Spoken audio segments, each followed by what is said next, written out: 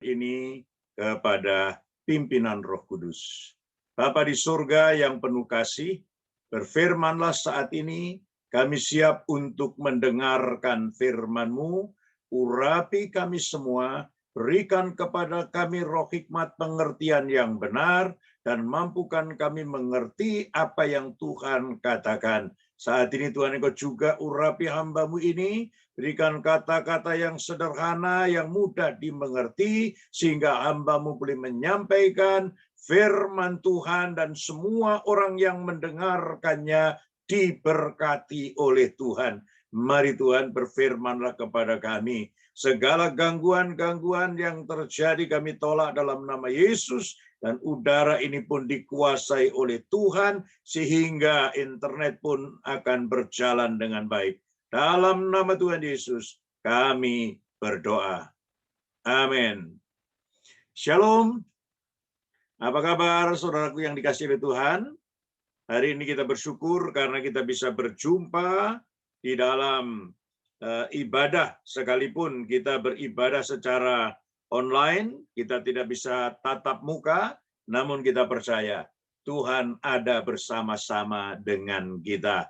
Mari kita akan membuka Alkitab kita, dan kita akan membaca dari satu ayat dalam Matius pasal yang ke-6, Matius pasal yang ke-6, ayat yang ke-25. Matius 6, ayat 25. Demikian firman Tuhan. Karena itu aku berkata kepadamu, janganlah khawatir akan hidupmu, akan apa yang hendak kamu makan atau minum, dan janganlah khawatir pula akan tubuhmu, akan apa yang hendak kamu pakai. Bukankah hidup ini lebih penting daripada makanan, dan tubuh itu lebih penting daripada pakaian? Kekhawatiran seringkali menguasai hidup kita. Dan kita melihat pada hari-hari ini, pada saat-saat ini, banyak orang menjadi khawatir. Kita sudah 2 tahun berada di dalam rumah, kita 2 tahun menghadapi pandemi ini, dan tiap-tiap tahun itu variannya baru. Dan saat ini pandemi yang menakutkan telah melanda setiap orang. Bukan hanya di Indonesia, tapi sampai ke seluruh dunia. Mereka takut dengan Omikron. Dan Alkitab mencatat dalam Injil Lukas, pasal 21, ayat 26.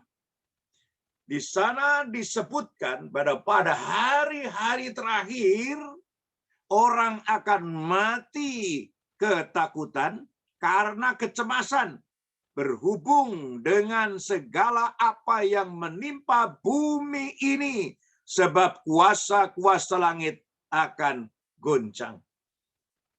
Kematian akan menimpa banyak orang karena ketakutan, kecemasan. Karena itu pada saat ini, kita juga boleh bersama-sama akan belajar mengapa orang Kristen juga mengalami kekhawatiran dalam hidupnya. Kekhawatiran menguasai hidupnya, kecemasan menguasai hidupnya, bahkan kegelisahan dalam hidup ini, sehingga tidak mengalami ketenangan dalam kehidupannya. Dalam perikop ini kita dapat mempelajari bersama-sama mengapa orang-orang Kristen itu menjadi khawatir dan dikuasai oleh kekhawatiran. Yang pertama, kalau kita membaca di dalam ayat-ayat sebelumnya, kita mendapatkan di sana, mulai ayat 19 sampai ayat yang ke-24, karena, ini yang pertama, karena kita mendua hati. Mengapa kita khawatir? Karena mendua hati. Ayat itu berkata, tidak ada orang yang bisa mengabdi kepada dua tuan, mengabdi kepada Allah dan mengabdi kepada Mammon. Jadi kekhawatiran akan menguasai hidup kita selama kita mendua hati dalam kehidupan kita. Yakobus pasal 1 ayat 6 sampai 8 di sana dikatakan kepada kita sekalian bahwa orang-orang yang mendua hati tidak akan pernah tenang dalam hidupnya. Dan orang yang mendua hati itu seperti gelombang laut yang diombang-ambingkan ke sana kemari oleh angin. Angin bertiup dari mana? Dia ikut. Dari barat, dia ikut ke timur.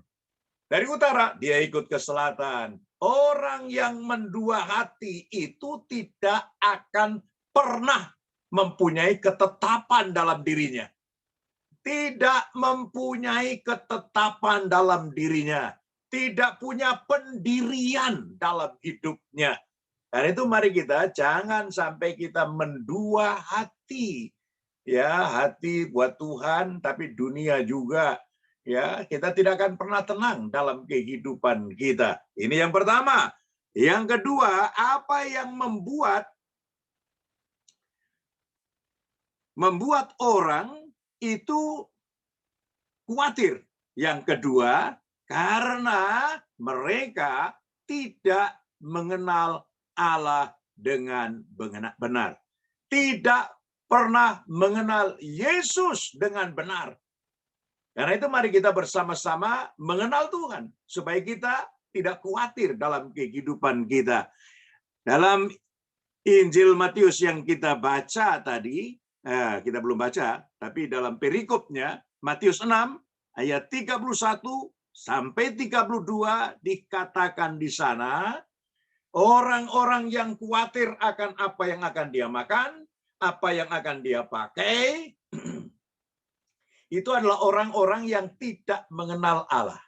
Karena itu firman Tuhan berkata, bangsa-bangsa yang tidak mengenal Allah akan mencari, akan mengejar semua yang ada dalam dunia ini supaya hidupnya tenang.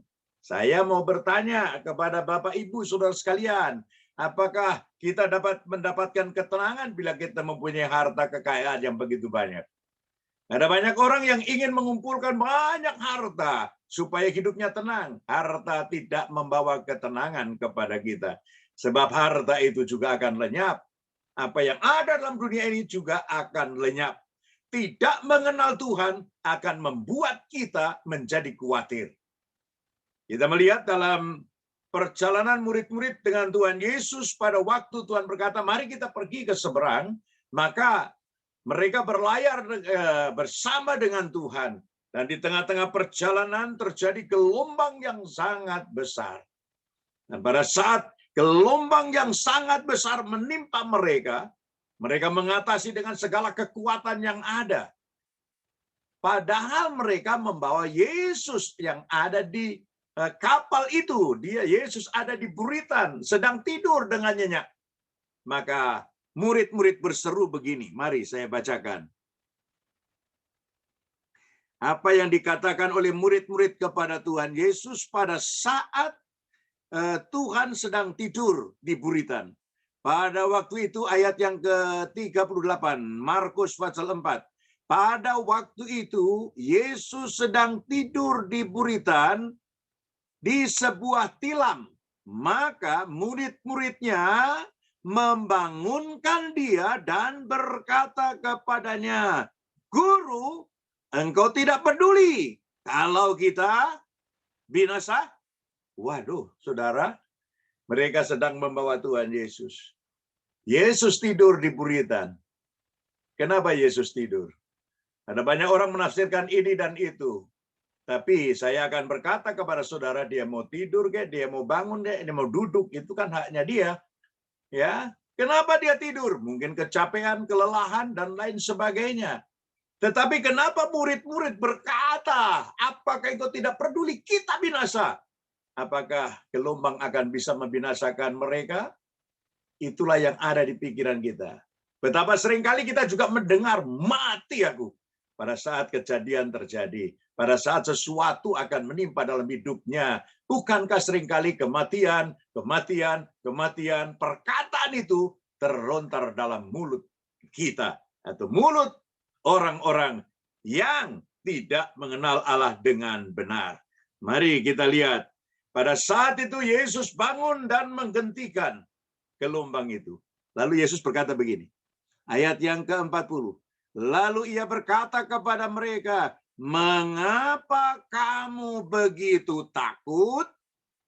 Mengapa kamu tidak percaya? Waduh. Padahal mereka adalah murid-murid Yesus.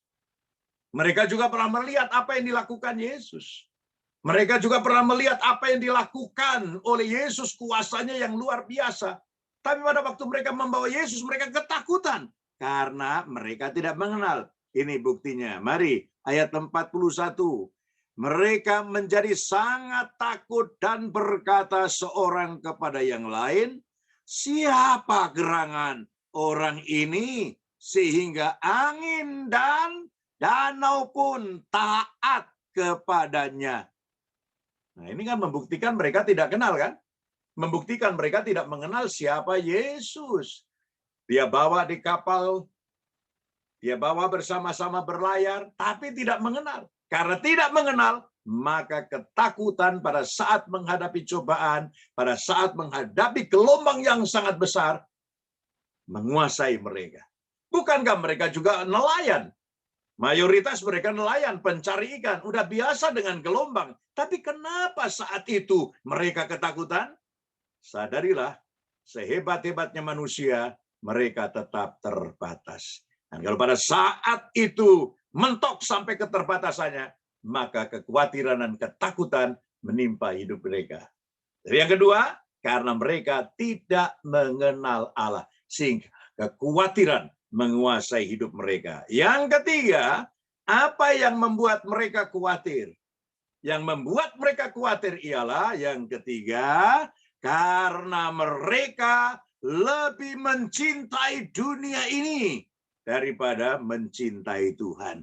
Hatinya melekat kepada dunia ini, bukan melekat kepada Tuhan. Sebab itu ada ayat yang berkata, di mana hartamu berada, di situ hatimu berada. Hatinya bukan melekat kepada Tuhan, tapi hatinya melekat kepada dunia ini. Ya, mari kita membaca firman Tuhan. Bagaimana kita bisa bertumbuh dalam Tuhan. Matius 13 ayat 22. Yang ditaburkan di tanah di tengah semak duri ialah orang yang mendengar firman itu, lalu kekhawatiran dunia ini dan tipu daya kekayaan menghimpit firman itu sehingga tidak berbuah. Tidak akan mengalami kedewasaan dalam hidupnya. Kenapa? Karena dunia lebih melekat padanya. Karena lebih mencintai dunia. Dunia itu menghimpit semua firman yang didengar. Sehingga firman itu tidak bisa bekerja dalam kehidupannya. Tidak membuat dia lebih beriman kepada Tuhan. Tidak membuat dia lebih mengenal kepada Tuhan. Sehingga kekhawatiran menimpa kehidupan mereka sekalian. Perlu kita ketahui bahwa dunia dengan segala keinginan, dalam 1 Yohanes 2 ayat 15-17 dikatakan di sana, bahwa orang yang mengasihi dunia ini, kasih Bapa tidak ada dalam orang itu. Bahwa orang yang mengasihi dunia akan lenyap. Karena dunia dengan segala keinginannya sedang lenyap. Bagaimana kita bisa mempunyai kepastian kalau kita memegang yang sedang lenyap, yang tidak kekal, yang tidak bisa diandalkan, yaitu dunia ini.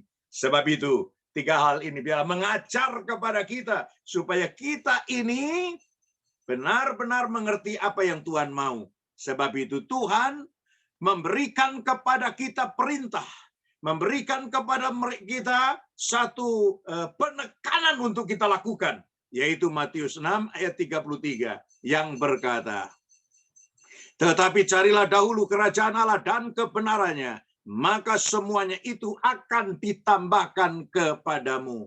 Di sini Tuhan ingin supaya kita ini sekalian bersama-sama mendahulukan Tuhan lebih dari segala-galanya. Di sini Tuhan ingin supaya kita tetap fokus kepada Tuhan. Jadi untuk kita boleh memiliki kekuatan, kemampuan menghadapi setiap tantangan, mari kita fokus kepada Tuhan. Bukan fokus kepada dunia, bukan fokus kepada masalah, bukan fokus kepada tantangan, bukan fokus kepada pergumulan, tapi fokus kepada Tuhan. Carilah dahulu kerajaan Allah. Kenapa kita harus mencari kerajaan Allah? Karena yang tidak tergoncangkan dalam dunia ini cuma kerajaan Allah. Dalam Ibrani 12 ayat yang ke-28, bahwa kerajaan Allah itu tidak tergoncangkan oleh apapun juga. Jadi kalau kita mendahulukan Tuhan, ada kekuatan yang luar biasa yang ada pada kita sekalian. Sehingga kita tidak perlu khawatir menghadapi apapun juga yang menimpa dunia ini. Apapun juga yang menimpa dunia ini. Dalam bahasa Indonesia masa kini, ya, terjemahan bahasa Indonesia masa kini berkata demikian. Jadi usahakanlah dahulu supaya Allah memerintah atas hidupmu dan lakukanlah kehendaknya. Mari kita izinkan Tuhan yang menguasai hidup kita. Tuhan yang menjadi raja kita. Sebab 1 Petrus 2 ayat 9 berkata, kamulah bangsa yang terpilih, imamat yang rajani, bangsa yang kudus, umat kepunyaan Allah sendiri. Imamat yang rajani, kita ini punya kerajaan yang tak tergoyahkan oleh apapun juga, yaitu kerajaan Allah. Sebab itu mari kita bersama-sama mendahulukan Tuhan lebih dari segala-galanya. Kerajaan Allah yang memerintah kehidupan kita, yang ada dalam diri kita, berarti Tuhanlah yang harus berkuasa penuh atas kehidupan kita sekalian. Jangan pikiran kita. Karena itu Tuhan berkata, percayalah kepada Allah dengan segenap hatimu dan jangan bersandar kepada pengertianmu sendiri. Jangan mendua hati. Tuhanlah yang nomor satu di pikiran kita. Tuhanlah yang nomor satu dalam hati kita, dalam hidup kita. Tuhan yang harus berkuasa penuh. Seperti Yesus berkata, bukan kehendakku, tapi kehendakmu Bapa yang terjadi. Kerajaan Allah dan kebenarannya. Mari kita hidup dalam kebenaran Allah. Dan ini berbicara kita harus dituntun oleh Roh Kudus dalam kehidupan kita sekalian. Tanpa tuntunan Roh Kudus, jalan kita pun akan salah. Keputusan kita pun akan salah. Karena hanya Roh Kudus yang dapat mengetahui apa yang akan terjadi, masa yang akan datang, dan apa yang akan menimpa dunia ini. Dan Roh Kudus akan memberi kepada kita kemampuan. Sebab dalam Yohanes 16 ayat 13 berkata, ayat 23 berkata kepada kita, ayat 13, Yohanes 16 dikatakan di sana, jika ia datang, ia akan menuntun kita ke dalam seluruh kebenaran. Jadi hanya kuasa Roh Kudus yang dapat memimpin kita untuk hidup dalam kebenaran. Kita nggak bisa, saudara. Kita nggak mampu. Dan kita tidak mampu untuk hidup dalam kebenaran dengan kekuatan kita sendiri. Sebab itu Tuhan berkata, lebih berguna jika aku pergi. Sebab kalau aku pergi, aku akan minta kepada Bapa penolong yang lain. Aku akan minta kepada Bapa roh kebenaran itu. Aku akan minta kepada Bapa Roh Kudus itu supaya diberikan kepadamu dan menyertai engkau selama-lamanya. Sebab kalau kita hidup dalam kebenaran, dalam Yesaya pasal 32 ayat yang ke-17 berkata, di mana ada kebenaran akan tumbuh damai sejahtera, dan akibat kebenaran akan ada ketenangan, akan ada ketenteraman, bukan sehari dua hari, untuk selama-lamanya. Itu akan ada dalam kehidupan kita. Karena itu mari kita hidup dalam kebenaran. Sebab dengan hidup dalam kebenaran, maka kita akan mengenal Allah dengan benar. Sekali lagi, kalau kita hidup dalam kebenaran, hidup dalam firman Tuhan, kita akan mengenal Allah dengan benar. Sebab Allah itu akan memperkenalkan dirinya kepada kita sekalian. Ada peristiwa dalam Alkitab mengenai seorang Samaria yang berdosa. Yesus pada saat itu sedang berjalan dan dia mampir di Samaria. Dia duduk di Perigi Yakub jam 12 siang. Dia lelah. Namun dia punya tujuan duduk di situ. Karena setiap jam 12 siang akan ada seorang wanita berdosa yang mengambil air. Kenapa dia mengambil air jam 12? Supaya tidak ketemu dengan orang. Kenapa dia tidak mau ketemu dengan orang? Karena dia tahu siapa dirinya. Yesus ada di situ. Dan saat perempuan itu datang dan mengambil air, Tuhan berkata, "Hai perempuan, saya minta air supaya saya dapat minum." Maka perempuan itu berkata, "Kamu orang Yahudi, saya orang Samaria. Orang Yahudi dan orang Samaria tidak ada persahabatan, tidak ada pergaulan, sebab mereka saling menghina satu dengan yang lain, dan tidak ada pergaulan yang baik. Kenapa engkau minta air daripadaku?" Ayat Alkitab berkata, dalam Yohanes pasal yang keempat, ayat yang ke-10 berkata, "Hai perempuan, jika engkau mengetahui anugerah Allah atau karunia Allah, dan engkau tahu siapa yang bicara kepadamu, aku minta air, maka engkau sudah meminta kepadanya air kehidupan." Dan perempuan itu berkata, "Dari mana engkau bisa berikan air? Sedang timba tidak ada padamu. Sumur ini amat dalam. Apakah engkau lebih hebat daripada nenek moyangku Yakub?" Kenapa perempuan ini berkata begitu? Sebab perempuan ini tidak mengenal siapa yang sedang dihadapinya, siapa yang sedang bicara dengannya. Singkat ceritanya, firman Tuhan berkata, "Hai perempuan, jika engkau minum air ini, engkau akan haus lagi. Tapi kalau engkau minum air yang kuberikan, engkau tidak akan haus selama-lamanya." Ada kepuasan dalam kehidupanmu. Maka perempuan itu berkata, "Berikanlah air itu padaku, supaya aku tidak ke sini lagi untuk mengambil air." Perempuan ini terus tidak bisa sinkron antara perkataan Tuhan dengan jawabannya. Namun Tuhan juga menyadari, karena ketidakmengertiannya ini, maka Yesus berkata begini, untuk supaya perempuan ini mengerti, maka penghalangnya harus disingkirkan. Apa penghalangnya? Ini penghalangnya. Yesus berkata, "Air kuberikan itu gampang saja. Tapi sekarang panggil suamimu ke sini." Pada saat dia mendengar panggil suamimu ke sini, perempuan ini berkata, "Saya tidak punya suami." Yesus menjawab, "Dalam hal ini engkau berkata benar, sebab engkau tidak pernah punya suami. 5 yang dulu itu bukan suamimu, berarti suami orang. Dan sekarang yang tinggal sama kamu juga bukan suamimu."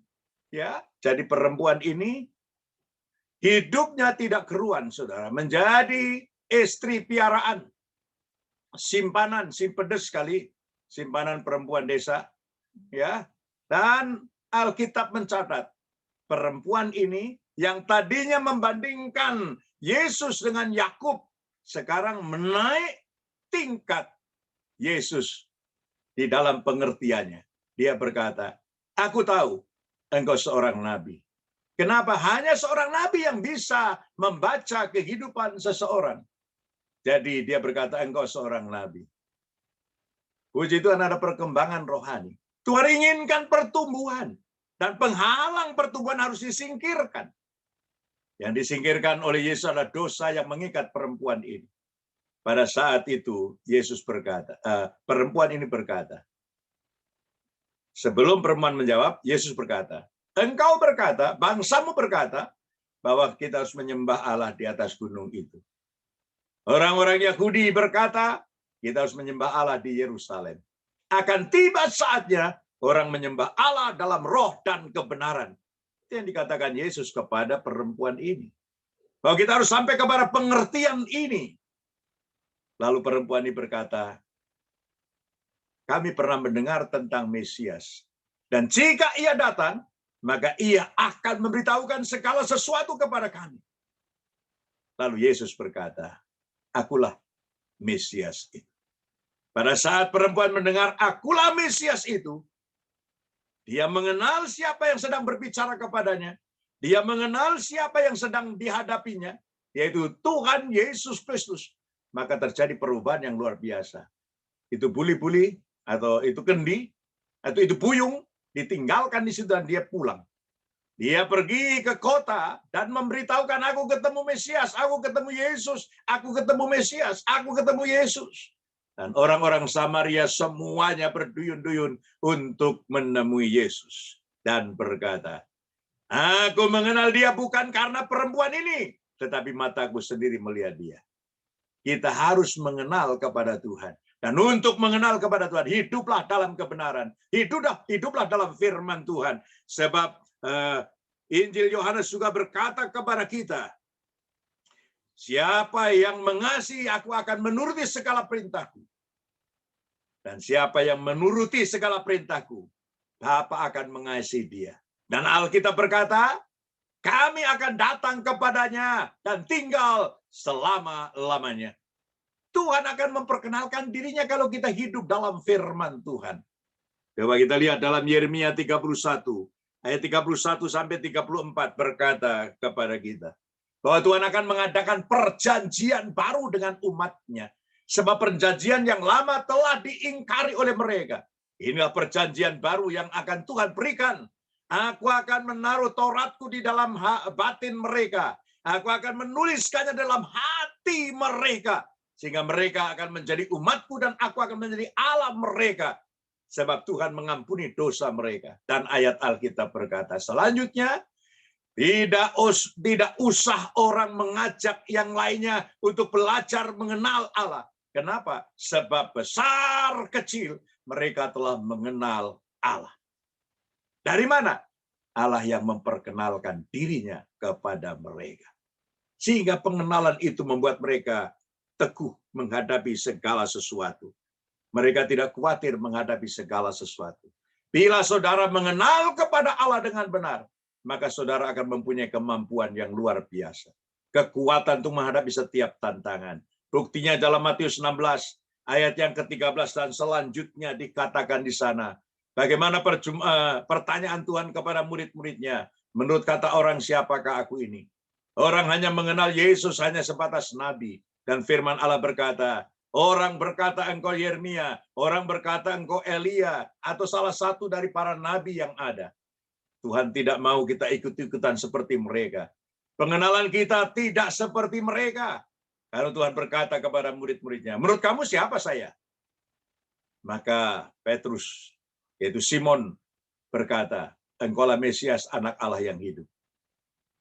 Pada saat itu Yesus berkata, berbahagialah engkau Simon, sebab bukan manusia yang menyatakan ini kepadamu, tetapi Bapakku yang di surga yang menyatakan ini kepadamu.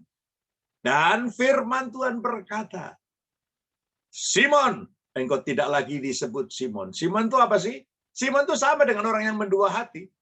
Simon itu artinya gelagah. Simon itu artinya rumput. Dia yang akan digoyangkan angin ke sana kemari, nggak punya pendirian. Tapi pengenalan kepada Yesus itu membuat dirubah namanya menjadi Petra, menjadi Petrus, batu karang yang teguh. Mari kita memiliki pengenalan kepada Allah dengan benar. Sebab itu berdoalah kepada Tuhan. Tuhan berikan kepada kami roh pengenalan akan Engkau dengan benar. Sehingga kita boleh mengenal Allah dengan benar dalam kehidupan kita. Dan selanjutnya kita tidak perlu khawatir akan kehidupan kita.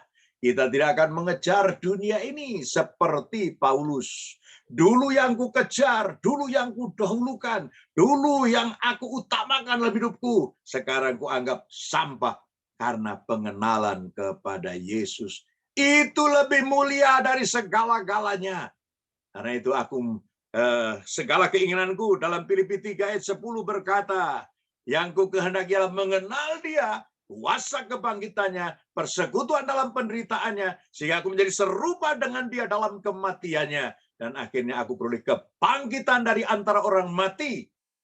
Kemuliaan akan ada dalam kehidupan orang yang mengenal kepada Allah. Mari kita mengenal kepada Allah dengan benar, supaya kita sekalian mempunyai kepastian dalam kehidupan kita sekalian. Karena kita mengenal Allah, maka kita mengaminkan dan melakukan 1 Petrus 5 ayat 7 berkata, serahkanlah segala khawatirmu kepada Allah, sebab Ia yang memelihara kamu. Serahkanlah segala khawatirmu kepada Allah, sebab Ia yang memelihara kamu. Kenapa? Karena orang yang khawatir itu menjadi incaran setan. Sebab itu, jangan khawatir. Allah yang saudara percayai, Tuhan Yesus yang saudara percayai, telah mengorbankan dirinya untuk membela saudara. Yohanes 10 ayat 11. Gembala itu telah mengorbankan nyawanya bagi domba-dombanya. Itulah Allah saudara. Itulah Allah kita yang kita percayai. Jangan khawatir. Sekali lagi, jangan khawatir. Amin. Mari kita persiapkan diri kita untuk kita bersama-sama bersekutu dengan tubuh dan darah Tuhan. Namun sebelumnya mari kita berdoa. Persiapkan roti dan anggur dan mari kita berdoa. Bapa yang penuh kasih, kami telah mendengar firman-Mu saat ini. Mari Tuhan Engkau menolong kepada kami. Seringkali kami khawatir menghadapi kehidupan ini. Kami khawatir masa depan kami dengan situasi yang seperti ini. Namun melalui firman-Mu ini ya Tuhan, kami percaya Engkau mengasihi kami. Dari tadi kami memuji nama-Mu, bahwa Allah yang kami percaya adalah Allah yang baik, yang mengerti segala keperluan kami, yang mengerti segala kebutuhan kami. Saat ini ya Tuhan, Engkau melihat anak-anak-Mu yang terpapar COVID-19. Kami percaya bahwa Tuhan telah menanggung dosa kami dan menanggung penyakit kami di dalam tubuhnya di kayu salib. Dan oleh bilur-bilur Tuhan Yesus kami disembuhkan. Jamah mereka Tuhan dan sembuhkan mereka. Yang sedang mengalami cobaan dan tantangan, mari Tuhan Engkau juga menolong kepada mereka. Kami percaya bahwa pencobaan tidak melebihi kekuatan kami. Dan saat kami dicobai, Engkau membuat jalan keluar. Pasti ada jalan keluar yang Tuhan siapkan bagi kami. Tuhan tolong kepada kami untuk mempercayai Engkau lebih dari segala-galanya. Percayalah kepada Allah dengan segenap hatimu dan jangan bersandar kepada pengertianmu sendiri. Itu yang Kau katakan kepada kami. Kami mau bersandar kepada firman Tuhan yang menjamin kehidupan kami. Setiap jemaat-Mu yang ada saat ini, yang sedang ibadah secara online saat ini, dimanapun mereka berada, kami mohon Bapa Engkau menjamah mereka sekalian, dan Engkau menolong kepada mereka sekalian. Saat ini ya Tuhan, kami akan bersama-sama masuk dalam sakramen perjamuan kudus. Mari Tuhan Engkau melayakkan kami untuk kami boleh bersekutu dengan tubuh dan darah Tuhan. Karena itu Tuhan mari Engkau memberkati roti dan anggur sesuai dengan apa yang telah Engkau tetapkan, bahwa Engkau telah menetapkan sakramen itu dilakukan setiap saat. Tuhan Yesus, Engkau genapi dalam kehidupan kami apa yang telah Engkau janjikan. Terima kasih Bapa, terima kasih Tuhan. Sekali lagi, roti dan anggur ini Tuhan memberkatinya. Dalam nama Tuhan Yesus Kristus kami siap bersekutu dengan tubuh dan darah Tuhan. Haleluya. Amin. Mari kita siapkan perjamuan kudus.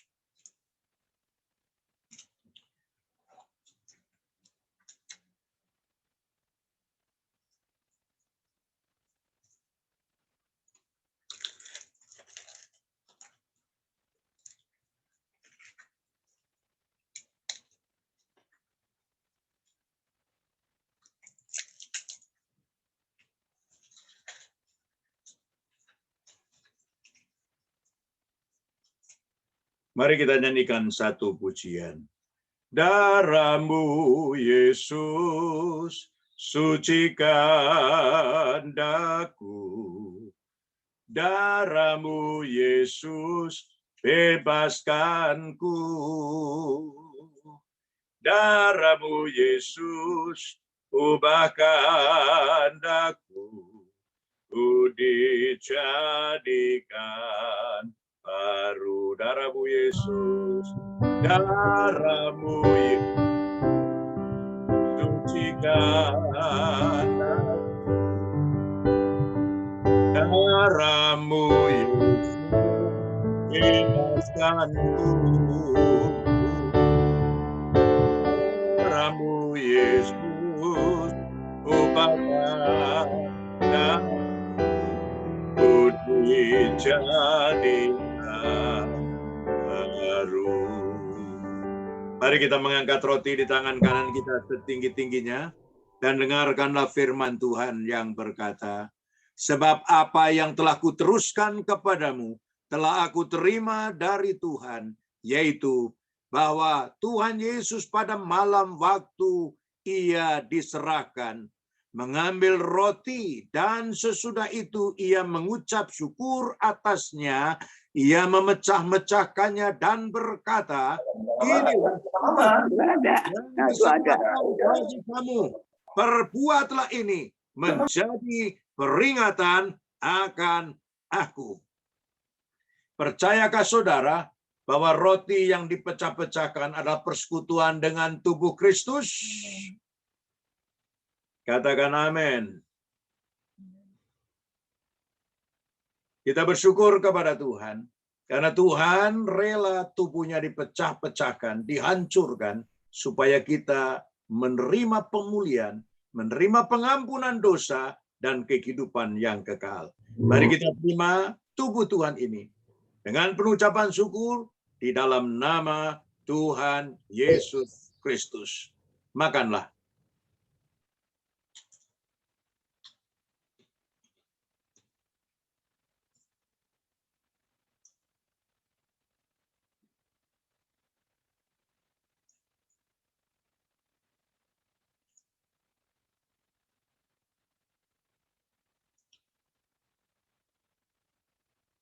Terima kasih Tuhan untuk tubuh-Mu yang telah bersatu dengan kami. Kami terima kehidupan yang baru. Kami terima pengampunan dosa. Kami terima kehidupan yang kekal. Mari kita mengangkat cawan di tangan kanan kita setinggi-tingginya dan dengarkanlah firman Tuhan. Demikian juga ia mengambil cawan sesudah makan lalu berkata, cawan ini adalah perjanjian baru yang dimeteraikan oleh darahku. Perbuatlah ini setiap kali kamu meminumnya menjadi peringatan akan aku. Sebab setiap kali kamu makan roti ini dan minum cawan ini, kamu memberitakan kematian Tuhan sampai ia datang. Percayakah saudara bahwa cawan pengucapan syukur yang atasnya kita ucapkan syukur adalah persekutuan dengan darah Kristus? Terima kasih Tuhan untuk darah-Mu yang telah tertumpah. Terima kasih ya Tuhan untuk darah-Mu yang telah tercurah. Kami telah dibeli, kami telah ditebus, dan kami terima perjanjian baru yang dimeteraikan oleh darah-Mu. Kami terima darah Tuhan dengan pengucapan syukur. Di dalam nama Tuhan Yesus Kristus. Minumlah.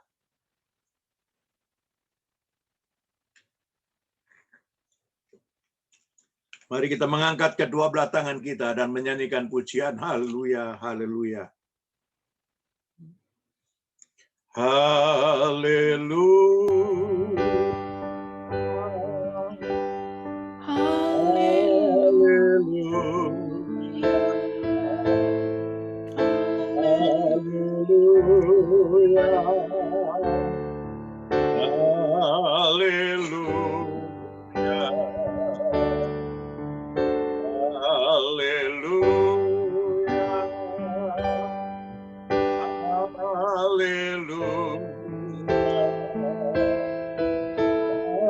Haleluya.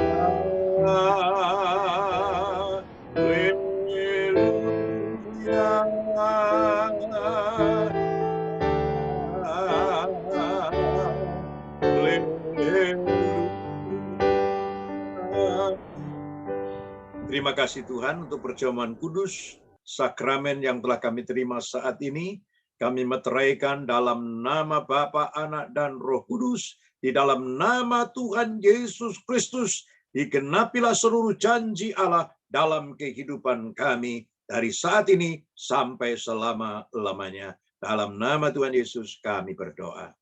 Amin. Saya serahkan kembali. Puji Tuhan, Tuhan Yesus memberkati.